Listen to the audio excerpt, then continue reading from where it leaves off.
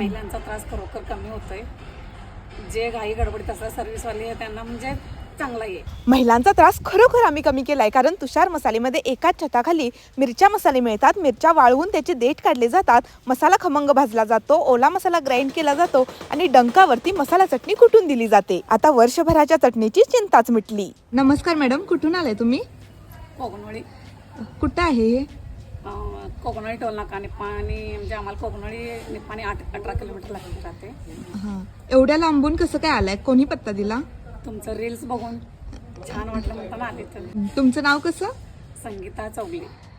Okay, तुम्हाला कसं वाटलं इथं?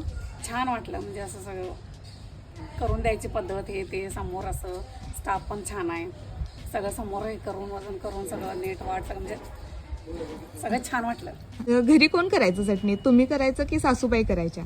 आम्हीच की घरी म्हणजे जाऊ येते आमच्या जाऊ मी आम्ही मिळूनच सगळं भाजणी बिजणी करून मग असं दळायला नेत होतो बाहेर.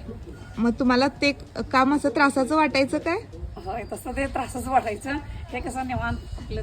किती दिवस लागायचे घरी चटणी बनवायला? 4 दिवस. मिरच्या नीट करायला 2-3 दिवस, मसाला हे सगळं जोडणं 3-4 दिवस लागायचेच की. घरी केल्यासारखं वाटलं का? होय, घरी केल्यासारखं सगळं मसाला दाखवून हे करून सगळं असं सगळं हे एवढं ते तेवढं सगळं असं दाखवून बाजून ते आमच्या पुढे सगळं केलं. छान वाटलं. कांदा लसूण वापरून केली काय बिना कांद्याची? दोन्ही केले, बिना कांदा लसणाचं थोडं आणि कांदा लसणाचं 1 किलोभर असं दोन्ही केले. सगळं इथं छान आहे, सगळं मस्त आहे. म्हणजे कोणाला पण इथं तुषार मसाल्याला भेट द्यायचा त्रास खरोखर कमी होतोय. जे घाई गडबडीत असतात सर्व्हिसवाले आहे त्यांना म्हणजे चांगला आहे. वर्षभराची साठवणीची मसाला चटणी बनवायची आहे, मग वाट कसली पाहताय? तुषार मसालेला अवश्य भेट द्या.